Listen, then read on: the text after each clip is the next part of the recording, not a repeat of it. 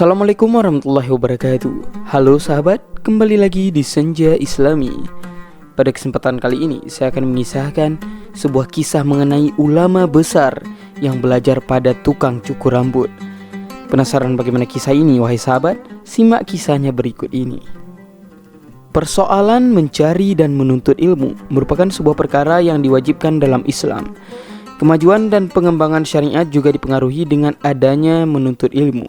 Walaupun kini di era industri 4.0, bangsa-bangsa di dunia sedang berlomba-lomba dalam pengembangan berbagai teknologi strategis. Dampak pengembangan ini menyebabkan kompetisi perekonomian menjadi semakin tajam dan melebar. Persaingan makin melebar karena cepatnya perkembangan teknologi informasi dan transportasi yang menyebabkan makin mudahnya bagi negara-negara untuk mengakses informasi bisnis, industri, dan teknologi. Namun, mencari dan menuntut ilmu tentunya sesuai dengan zamannya. Tetapi, esensi ketakdiman terhadap ahli ilmu demi meraih keberkahan ilmu tidak boleh terlintas waktu dan diabaikan begitu saja, biarpun dunia telah canggih dan modern. Salah satu persoalan yang sangatlah sakral dan penting yang harus diperhatikan oleh seseorang pelajar adalah sebelum melangkah untuk menuntut ilmu hendaknya berusaha selalu mengikhlaskan niat. Ya, niat wahai sahabat. Niat adalah merupakan hal yang paling penting.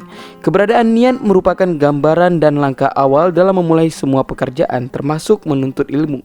Hal ini sebagaimana dijelaskan dalam hadis, amal itu tergantung niatnya, dan seseorang hanya mendapatkan sesuai niatnya. Barang siapa yang hijrahnya kepada Allah dan Rasulnya, maka hijrahnya kepada Allah dan Rasulnya. Dan barang siapa yang hijrah karena dunia atau karena wanita yang hendak dinikahinya, maka hijrahnya itu sesuai di mana ia hijrah. Hadis riwayat Bukhari, Muslim, dan 4 imam ahli hadis. Berdasarkan hadis ini sangatlah kontras disebutkan bahwa niat itu faktor penentu sebuah amalan yang bernilai ibadah di sisi Allah. Ilmu yang kita pelajari merupakan sebagai ibadah, yaitu amalan yang mulia. Maka di sini tentulah butuh niat dan ikhlas dalam menekuni dan menjalaninya. Amalan dan pekerjaan dengan pondasi utama keikhlasan itu sangatlah penting sebagaimana disebutkan dalam Al-Quran. Padahal mereka tidak disuruh kecuali supaya menyembah Allah Subhanahu wa Ta'ala dengan memurnikan ketaatan kepadanya dalam menjalankan agama yang lurus. Quran Surat Al-Bayyinah ayat 5. Sahabat, selain niat yang harus kita perhatikan, tak peduli siapa dan bagaimana orangnya, dalam menuntut ilmu kita bisa mencari sumber ilmu dari mana saja. Bahkan orang yang derajatnya lebih rendah dari kita sekalipun, meskipun dia menyampaikan ilmu walau hanya sebutir saja, maka itu tetap ilmu. Hal ini dapat kita lihat dan kita pelajari daripada sebuah kisah seorang ulama besar yang belajar pada tukang cukur rambut atau tukang pangkas. Junaid namanya. Ia merupakan seorang sufi dan ulama besar kelahiran Nihawan, Persia. Beliau termasuk ahli tasawuf yang sampai sekarang masih diikuti pemikiran dan diteladani perilakunya. Tidak sedikit cerita-cerita hikmah tentang Junaid al-Baghdadi yang sampai sekarang masih dikenang. Salah satunya ketika ia belajar tentang keyakinan daripada tukang cukur rambut.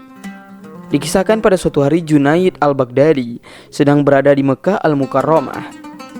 Beliau pada saat itu ingin mencukur rambutnya atau memotong rambutnya.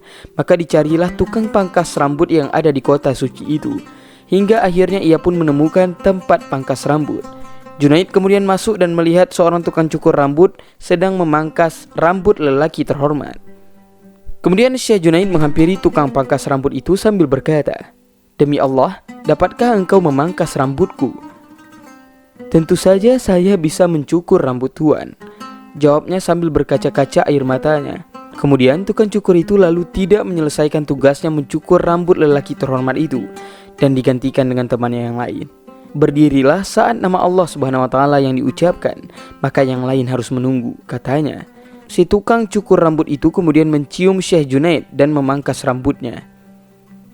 Apa yang diperbuat tukang cukur rambut itu membuat Syekh Junaid heran. Setelah selesai, tak disangka si tukang cukur tersebut memberikan uang koin kecil yang dibungkus oleh kertas. "Belanjakan uang ini untuk keperluanmu," kata si tukang pangkas itu. Syekh Junaid pun menerimanya. Beliau berjanji dalam dirinya akan memberikan balasan ketika menerima hadiah pertama, maka akan diserahkan kepada tukang cukur rambut itu. Tidak menunggu lama Syekh Junaid mendapatkan hadiah sekantong emas. Beliau ingat akan janjinya itu, maka Syekh Junaid pergi kembali menemui si tukang cukur rambut. Saat bertemu dengan tukang cukur itu, Syekh Junaid menyerahkan hadiah tersebut. "Apa ini?" kata tukang cukur tersebut. Lalu Syekh Junaid menjawab, "Setelah engkau cukur beberapa waktu yang lalu, aku berketetapan hati untuk menyerahkan hadiah pertama yang aku terima dan akan kuserahkan kepadamu. Nah, ini hadiah pertama yang aku dapatkan, yaitu sekantong emas." "Saudaraku, tidakkah engkau malu kepada Allah? Engkau berkata kepadaku kala itu, 'Demi Allah, pangkaslah rambutku,' lalu engkau sekarang memberiku hadiah. Apakah engkau pernah mendengar seseorang yang melakukan sesuatu karena Allah lalu meminta bayaran, wahai sahabatku?" Jawaban itu membuat Syekh Junaid termenung. Peristiwa ini kemudian dikenangnya karena beliau mendapatkan pelajaran perihal keyakinan. "Ya, aku belajar keyakinan dari seorang pemangkas rambut." Begitu batinnya. Semoga sahabat semua dapat memahami dan mengambil hikmah daripada kisah yang telah saya sampaikan. Lebih dan kurang saya mohon maaf. Wabillahi taufiq wal hidayah. Assalamualaikum warahmatullahi wabarakatuh.